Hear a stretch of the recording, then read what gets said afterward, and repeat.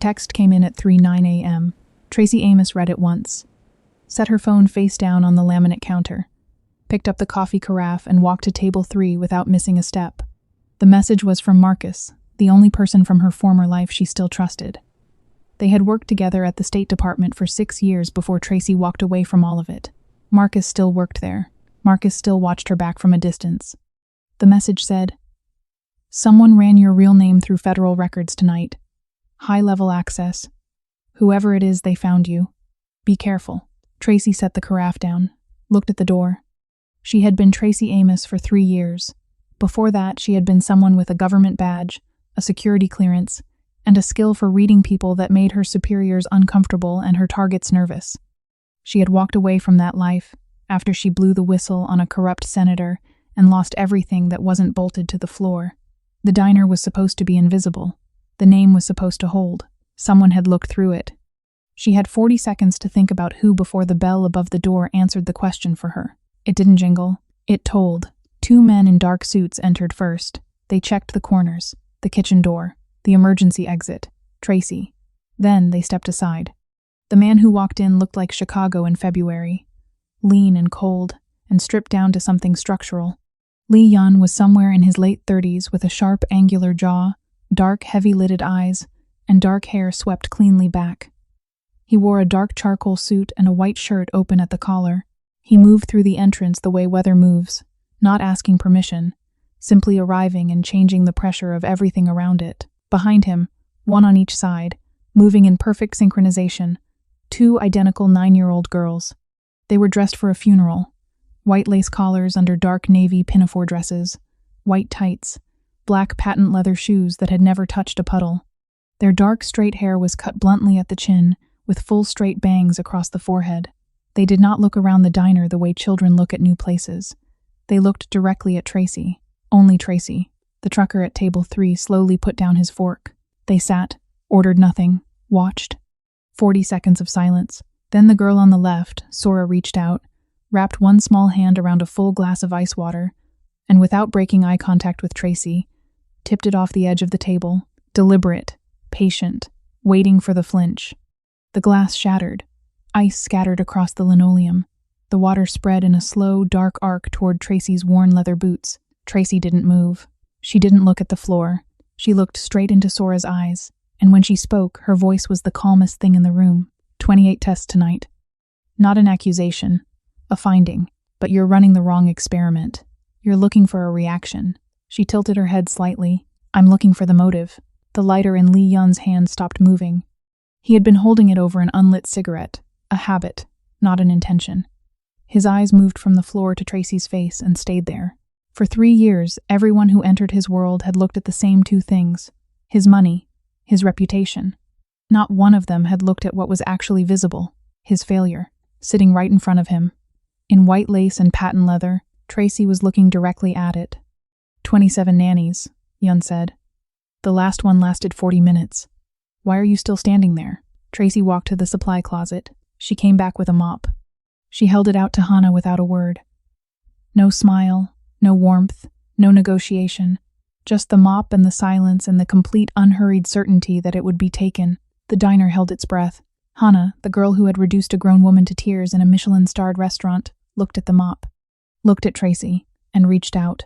Most people who walked into Benny's diner that night looked at Tracy Amos and saw a waitress. They missed everything. If you are the kind of person who sees what others overlook, who wants the story underneath the story, where power is never given and love is never easy, and the strongest thing a person can do is simply refuse to leave Velvet Noir was built for you. Subscribe, turn on notifications, because what happens next does not wait for anyone. Hana held the mop. The diner didn't breathe. Tracy straightened up, picked up her order pad from the counter, and looked at Lee Yun the way she had looked at everything in that room tonight, without performance, without hurry. Your coffee is getting cold, she said. He looked at her for a long moment, then he sat down. She poured it herself, set the pot down, pulled out her pad. I'm not here for coffee, he said. I know. She clicked her pen. But you're going to sit in my section, so you're going to order something. Something shifted in his face. Not a smile, something quieter than that. He ordered black coffee and nothing else. She wrote it down anyway. She came back 2 minutes later, set the cup down, and waited. His bodyguards were still standing. She didn't look at them.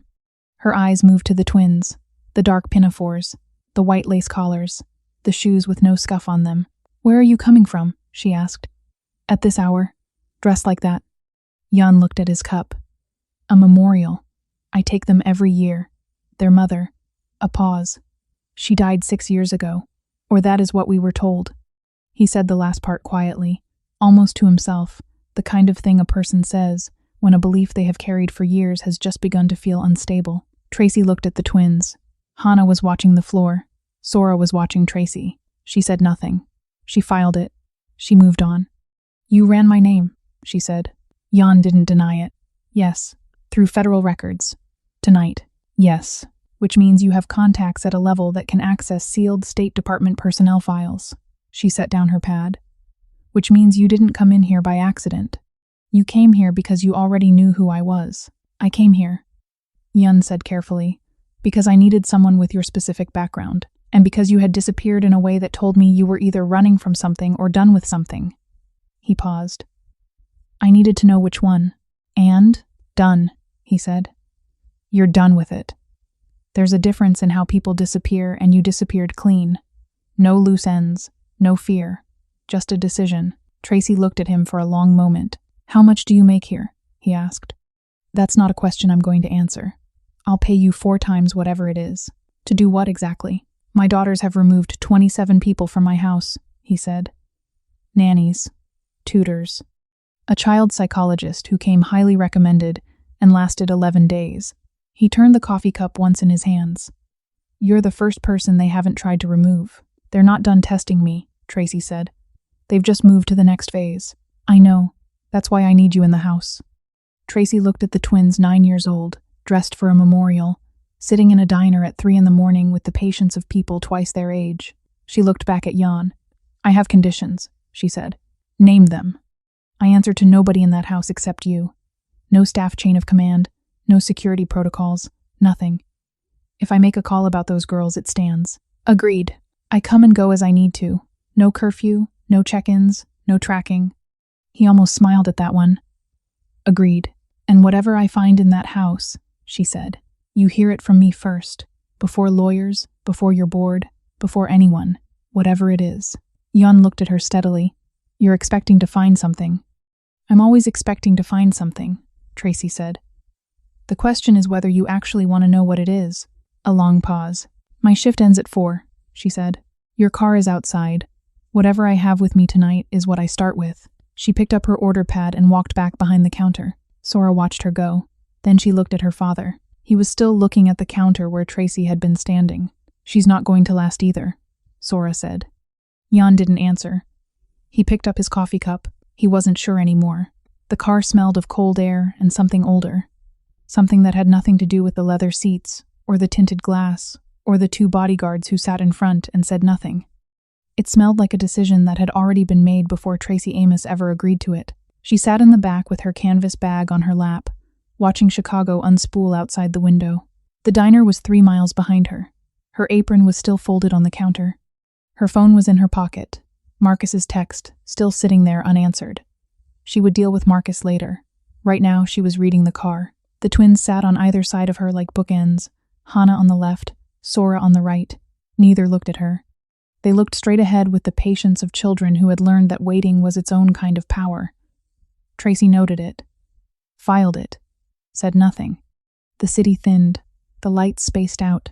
The road climbed north along the lake, and the water appeared on the right like a black mirror stretched to the horizon, flat and enormous and indifferent. Lee Yun sat in the front passenger seat. He hadn't looked back once. That, too, was noted. 22 minutes to reach the estate. Tracy counted every one of them. The gate opened before the car slowed.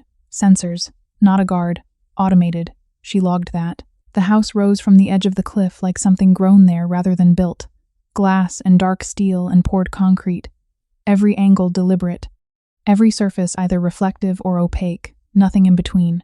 It was a house that told you exactly what it wanted you to see, and nothing else. Tracy stood on the gravel drive and looked up at it. 7 cameras visible in the first 10 seconds. There would be more. "The east wing is yours," Yun said, still not looking at her. Ground floor. Private bathroom. The girls are on the second. He paused. The alarm code changes every 72 hours. I'll have it sent to you. Tracy looked at the house, then at the twins moving toward the entrance in their funeral clothes, synchronized and silent. Then at Yon. The text my colleague sent me tonight, she said. The one telling me someone had run my real name. That was you searching for me. Yes. How long have you been looking? 6 weeks. Why me specifically? He turned then, looked at her with the full weight of his attention, the kind that didn't offer comfort and didn't apologize for its absence. Because 6 weeks ago my daughter stopped speaking to me about anything that mattered, he said. And 3 weeks ago I found something on one of their tablets that I didn't understand. He looked at the house. 2 words hidden inside a saved game file. Text that didn't belong there. What 2 words? Tracy asked. Be ready. He said it quietly. The lake wind moved through the gravel between them. I needed someone who could read people the way you read people, he continued. Someone my girls couldn't manipulate and couldn't scare. Someone who had already chosen truth over everything once in their life and was still standing. Tracy looked at him for a long moment. What game? She asked. A children's building game. Something they both play. Called Sky Garden. Tracy picked up her bag. I'll need both tablets on my desk by 9 tomorrow morning, she said. She walked past him toward the front door. The lake wind came off the water behind her. Cold. Direct. She didn't look back. The east wing was clean. Too clean. The kind of clean that came not from care but from disused surfaces, wiped weekly by someone maintaining a room nobody intended to occupy. Tracy set her bag on the floor and didn't unpack it. She stood in the center of the room and looked. Glass on 3 sides. The lake on the east. The grounds on the north. The main corridor above meant anyone on the 2nd floor could see into this room if the angle was right. She crossed to the window and found the switch for the automated blinds. She lowered them halfway. Not all the way that would tell whoever was watching that she was thinking about being watched. The single solid wall held a large format photograph. She looked closer. Soul at night. From above. Filed. She checked the bathroom. Behind the mirror. The light fixture. Then she came back into the bedroom and stood at the vent above the door. Standard HVAC vent. 4 screws. Except the 2nd screw from the left had a faint circular mark around its head, the kind left by a screwdriver used more recently than the others. Tracy didn't touch it. She sat on the bed and opened a book she hadn't read in 3 months, and waited. At 11:47 she heard it. A soft, deliberate sound from above. The faint metallic signature of a door handle being tested with extreme care by someone who had learned to be quiet, but hadn't yet learned to be invisible. She waited 4 more minutes. Then she removed the vent grill. The screws were all loose, recently turned and reached inside. The device was small, consumer grade. A tiny camera no bigger than a matchbox, pointed directly at the bed. Tracy held it in her palm for a moment. Then she set it on the desk facing the wall and put the grill back. She sat back on the bed with her book. At breakfast the next morning, Hannah glanced once at Tracy's face and then away. Fast. Almost invisible. Tracy had seen it. She set down her coffee and looked at both girls with the same unhurried directness she had used in the diner. The camera in the east wing vent, she said. Consumer grade. Good battery management. Smart placement. She picked up her coffee. But you left a mark on the 2nd screw. Sora's foot stopped tapping under the table. Hannah looked up. Not with defiance. With something closer to calculation. You didn't remove it, Hannah said. No. Why not? Tracy set down her cup. Because I wanted you to know that I know, she said. And I wanted to see what you would do next. A long silence. The twins looked at each other, not with words, with something older and faster than words. Then Sora looked at Tracy with an expression that was not quite a test. Every person our father brought here reported back to someone outside this house, Sora said. Every single one. The camera was how we knew. Tracy was still. You were vetting them, she said. Yes. Who were they reporting to? Another look between the twins. The edge of a decision. We don't know exactly, Hannah said carefully, but we know it has something to do with our mother. The kitchen went very quiet. Yun, who had been sitting at the head of the table with his phone face down for the first time since Tracy had arrived, looked up slowly. Tracy looked at him, then back at the girls. Tell me about the game, she said. She found the server room at 2 a.m. on the 3rd night. No locked door, no keypad. Just a handle, as if Yun had decided the most effective security was the kind that didn't advertise itself. The room said nothing important is here, which meant everything important was here. 30 monitors curved along the back wall, each cycling through a different feed. Grounds, perimeter, corridors, the gate.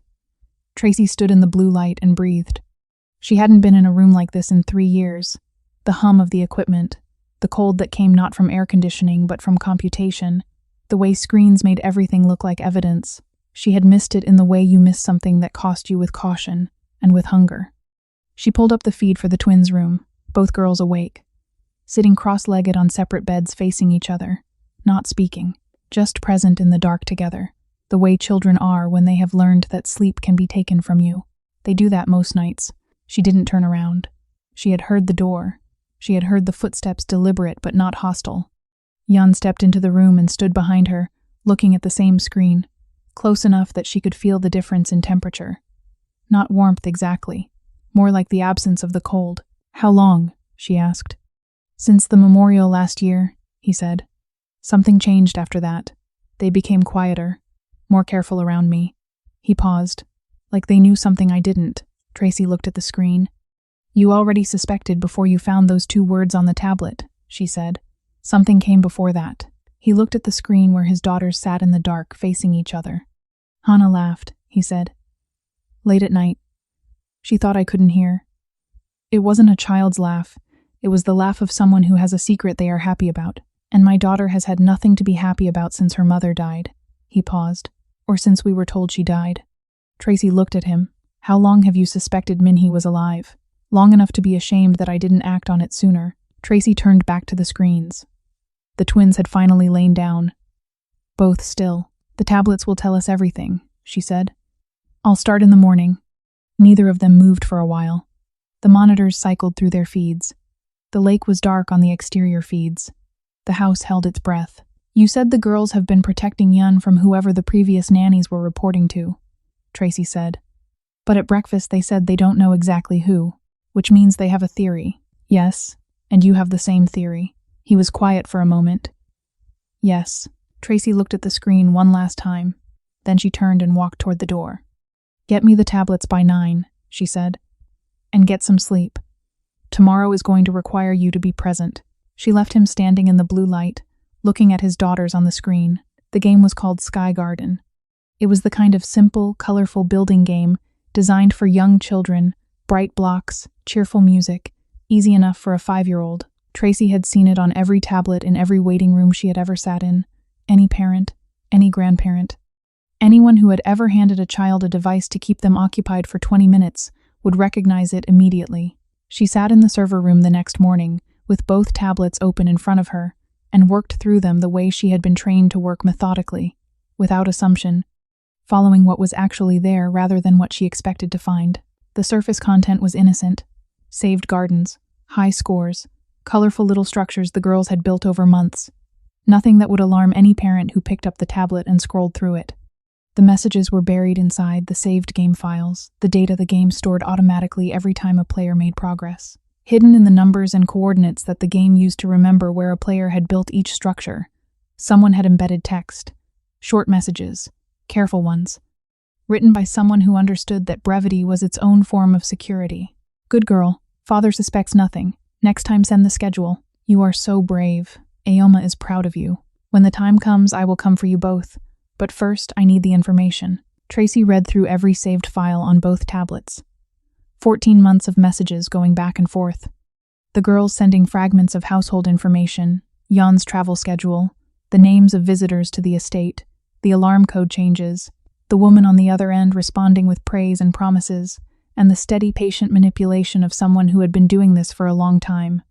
The girls thought they were helping their mother survive. They had no idea what they were actually doing. Tracy closed both tablets.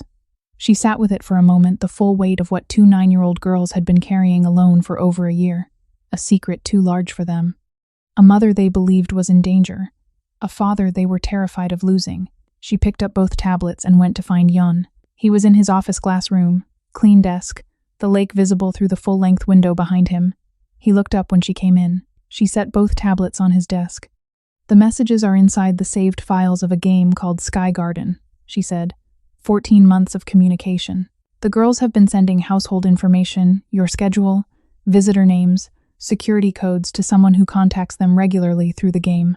She paused. The messages are signed Ioma, the Korean word for mother. Yun did not move. She is alive, Tracy said. I don't yet know where. I don't yet know the full shape of what she is building. But I will. She looked at him steadily. Give me until morning. He nodded.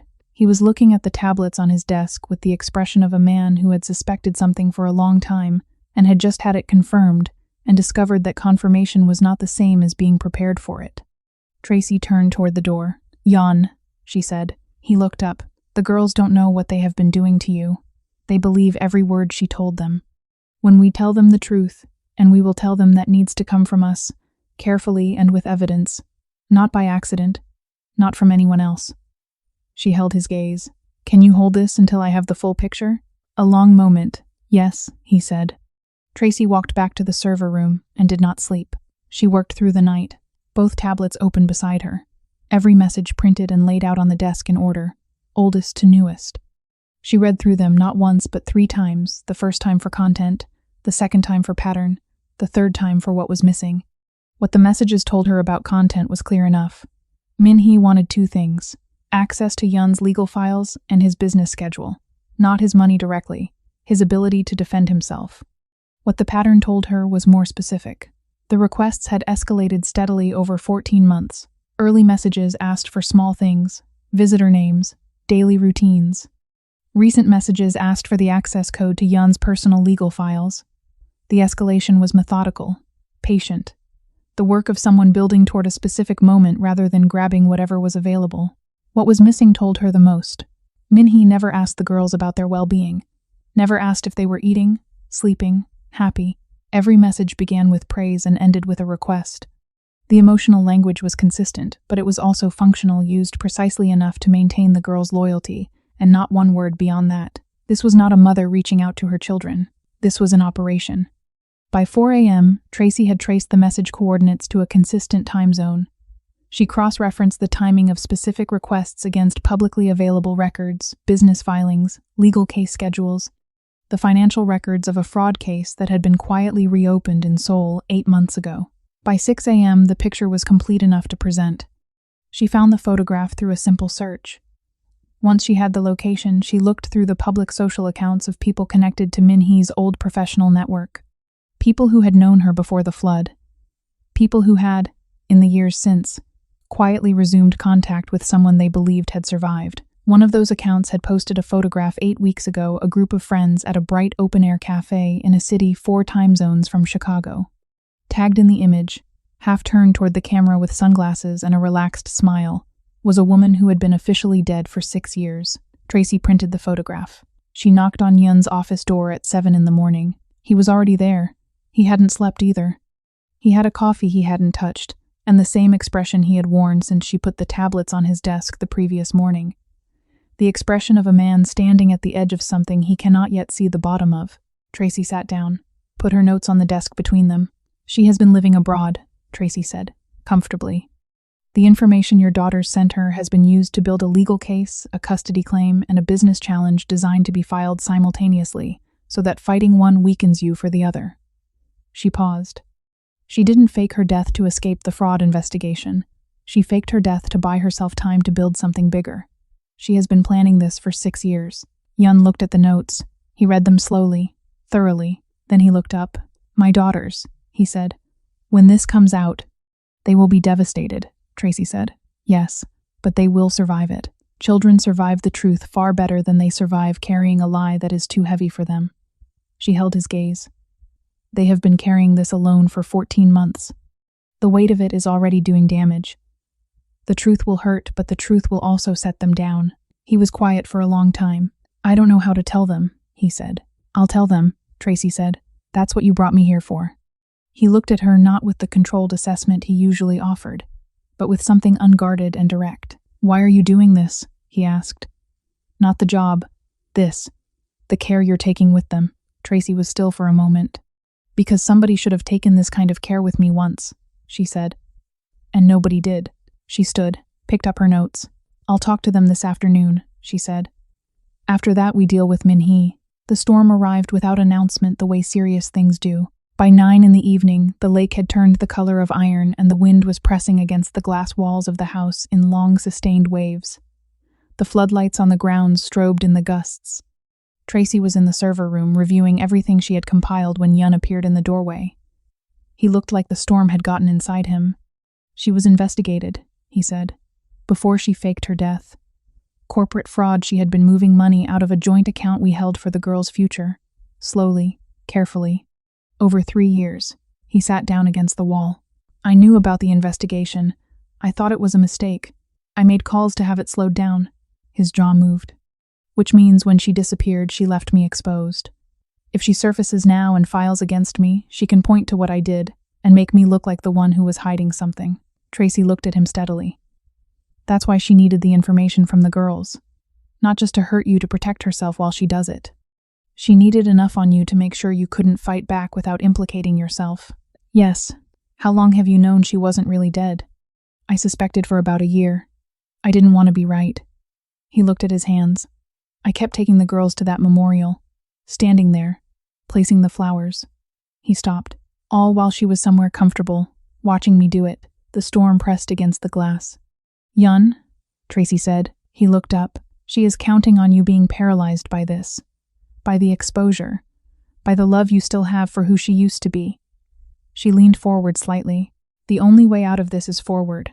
We use the game. We send her one more message from the girl's tablet. We tell her everything is ready. We give her a reason to come here in person rather than through lawyers. She paused. When she walks through that door, she walks into everything we have been building. Not the other way around. He looked at her for a long time. You've done this before, he said. Yes. It cost you something. Yes. He was quiet.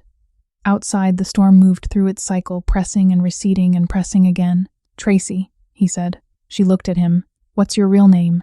A pause. Longer than she intended. Naomi, she said. He said nothing. He didn't repeat it or make anything of it. He just let it exist in the room between them, quiet and irreversible, the way real things are. Then he stood. Tell me what to do, he said. Get me the girls tomorrow morning, she said. It's time. She sat them down in the library the next afternoon. Not the kitchen too casual. Not the server room too much her territory. The library was neutral. Books on every wall. Pale afternoon light from a single high window. She had disabled the one camera in the room before the girls arrived. Both girls sat across from her on a low bench, Hannah with her hands in her lap. Sora with her arms crossed, the same posture Tracy had first seen in the diner, but different now. Less like a weapon, more like a shield. Tracy opened a folder on the table. She had printed everything. Physical paper, not screens. Paper said, "This is real, and I am not going to let you look away from it." She did not use complicated language. She did not use words designed to soften what was true. She had learned that children did not need protection from truth. They needed truth delivered by someone who was going to stay in the room afterward. She walked them through it simply. Their mother was alive. She had been alive for 6 years. She had not faked her death to protect herself from danger, she had faked it to buy time. The messages in the game were not a mother reaching out to her children from hiding. They were instructions. The information the girls had been sending, the schedules, the names, the security codes had been used to build a legal case designed to take their father's company and his ability to fight back in court. She showed them the messages printed out in order, all 14 months of them. She showed them the photograph pulled from the public account of someone in Min-hee's current social circle, posted 8 weeks ago. Min-hee in a bright open-air cafe, sunglasses, a cup of something cold, relaxed in the afternoon sun, tagged in a city 4 time zones from Chicago. She did not use the word betrayal. She laid down the facts and let the girls arrive at the word themselves. Hannah got there first. She looked at the photograph for a long time, then at the printed messages, then at Tracy. She was never hiding, Hannah said. It wasn't a question. It was the sound of something collapsing quietly and with precision. No, she was waiting for us to give her enough. Yes. Hannah had not spoken for several minutes after that. She was still looking at the photograph, the casual ease of a woman with nowhere urgent to be. 3 weeks ago, Hannah said quietly, we were at her memorial. We stood there while Father placed the flowers and we knew. She did not look up. We knew she was alive and we stood there and said nothing. The sentence landed in the room and stayed there. Sora closed her eyes for exactly 2 seconds, then opened them. Tracy said nothing. She did not reach for them or rush the moment. She let it sit at its full weight, 2 9-year-old girls who had been standing at a grave for a living woman every year, in their funeral clothes, saying nothing, carrying everything alone. Then Sora spoke. Her voice was level, but the levelness was costing her something. "We thought she needed us," she said. "She said she was in danger. She said the only way she could come home was if we helped her first." She looked at the photograph again. "She doesn't look like someone in danger." "No," Tracy said. "She doesn't." The library was very quiet. Then Tracy closed the folder. She looked at both girls. "When I was 31, she said, "I was working for the government. I found evidence that a powerful man had been doing something very wrong for a very long time. My supervisor told me to ignore it, to file it away, to protect the institution." She paused. "I didn't. I reported what I found. And within a year, I had lost my job, my apartment, and most of the people I thought were my friends. I became Tracy Amos. I took a job at a diner. I told myself the smaller life was worth what I had kept." Neither girl moved. "I'm telling you this because the question you're both sitting with right now, how do you choose truth when the person you're protecting is the lie? I don't have a clean answer. I have only the version I lived, which is that the lie doesn't stay small. It grows to fill whatever space you give it, and the person who asked you to carry it is never as fragile as they claimed." Sora looked at the photograph one more time. Then she looked at Tracy with an expression that was for the first time since the diner, not a test. It was recognition. "Can we stop her?" Hannah asked. "Yes," Tracy said. "How?" "One more message," Tracy said. "From your tablet, but this time we decide what it says." Sora uncrossed her arms, slowly, like a body releasing a posture it had held for years. "Show us," she said. The message went out the next morning. Simple, direct. Exactly what Min-hee had been waiting for. It told her that Yun had left for a 2-day business trip, that the house was running on minimal staff, that the girls had found the final piece of information she had asked for, the access code to Yun's personal legal files, the ones that contained the record of his interference in her original fraud investigation. It was everything she needed to walk through the front door with confidence. It was also everything Tracy needed her to do. They did not have to wait long. 3 black vehicles arrived at the estate the following morning. 7 people, total lawyers, 2 assistants, and a woman in a gray coat who stepped out of the second car with the composed, unhurried posture of someone who had been rehearsing this moment for 6 years. Min-hee Lee did not look like a ghost. She looked like a woman who had already won. Tracy was standing in the foyer when the front door opened. She was wearing the charcoal wool suit, the one that had been in a garment bag at the back of her closet since her last day at the State Department. She had put it on without ceremony that morning. It was not armor. It was a statement of who she actually was. Yun stood behind her. Min-hee stepped into the foyer and assessed Tracy the way people assess furniture briefly, without interest, and then looked past her for her daughters. Her lead attorney stepped forward. "We have filed a custody application with the Cook County Family Court based on documented evidence of parental neglect and an unstable home environment. We also have a separate filing with the State Business Court based on financial mismanagement, and both filings are based on information you received through a children's game application on 2 tablets belonging to 2 9-year-old girls," Tracy said. The attorney stopped. "The information is accurate," Tracy continued. "The access code to Mr. Lee's legal files is genuine. Every piece of household information in your possession is real." She paused. "Which means that everything you just used to build your case was delivered to you through a channel that we have 14 months of records for. Records that show you initiating contact with minor children. Records that show you systematically instructing those children to gather information on their father's household. Records that show the coordination between your legal team's filing dates and the specific information you requested from the girls in the weeks prior." She held up a folder. "All of it has been submitted this morning to the Cook County Family Court, to the Illinois State Attorney General, and to the Fraud Investigation Unit of the Seoul Financial Services Commission, which has been looking for you for 6 years." The foyer was completely silent. Min-hee was no longer looking at Tracy. She was looking at the staircase. Hannah and Sora stood at the top of it, side by side, in their school clothes, not their funeral clothes, their arms loose at their sides. They did not move toward her. Sora's voice came down the stairs, clear and entirely without performance. "Go home, Ioma. You're boring now." Min-hee's attorney said something quietly in her ear. She didn't appear to hear it. For one unguarded moment, her face was simply the face of a woman who had built something for 6 years and watched it come apart in 6 minutes. Then the door closed behind them. The house exhaled. It was the only way to describe what happened in the hours after the black vehicles left the driveway. The staff moved through the rooms with less caution. The kitchen produced lunch without being asked. Hannah and Sora ate at the kitchen island instead of the long formal table shoulder to shoulder, talking quietly about something Tracy couldn't hear and didn't try to. She stood on the balcony. The lake was gray-green and vast, and communicating nothing in particular, which Tracy had come to appreciate about it. The wind had settled.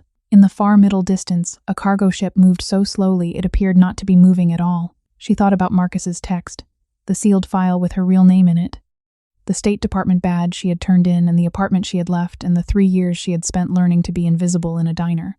She thought about 2 girls in funeral clothes, sitting in a booth at 3 a.m, carrying a secret too heavy for them. She thought about what it meant to stop running. She heard the door behind her. Yun came to stand beside her. Not close enough to touch. Not far enough to be choosing distance.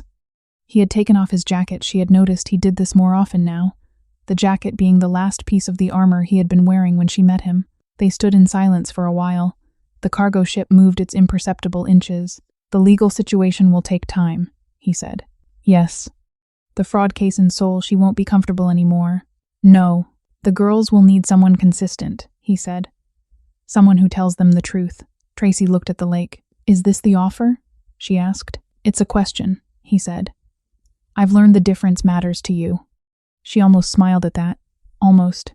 "There's something I once read," she said, "from a woman who spent her career helping people recover from being deceived by the people closest to them.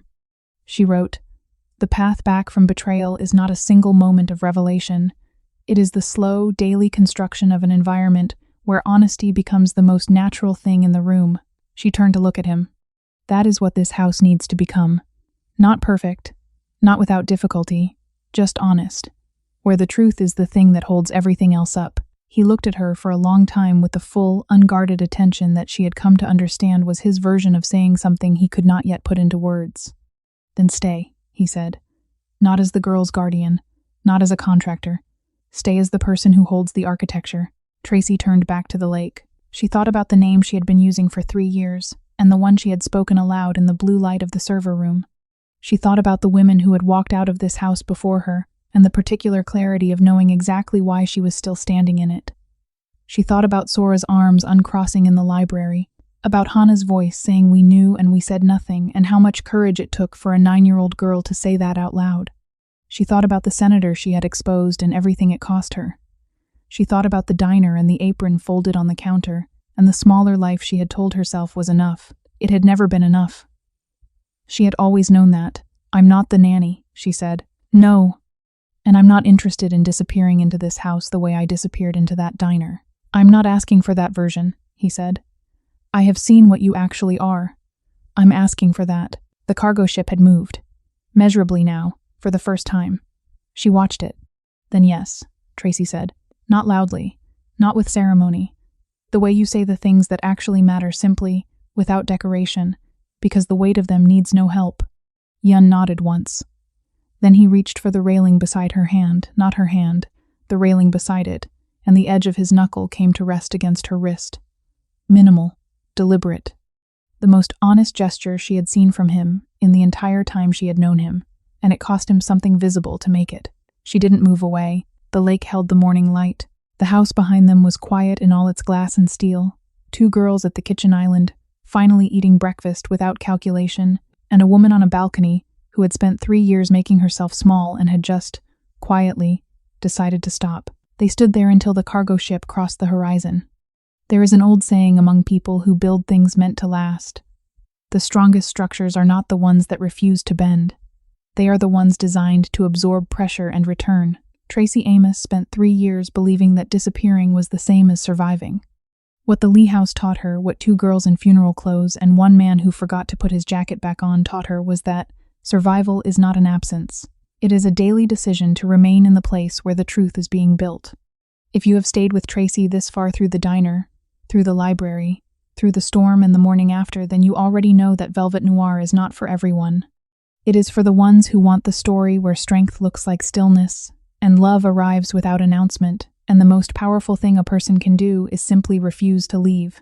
Subscribe to Velvet Noir, turn on notifications, stay inside the world. Before you go, I want to hear from you. When Tracy sat those girls down and told them the truth about their mother, she chose honesty over protection. Was that the right call? Or do you think some truths should wait? Leave your answer in the comments. I read every single one.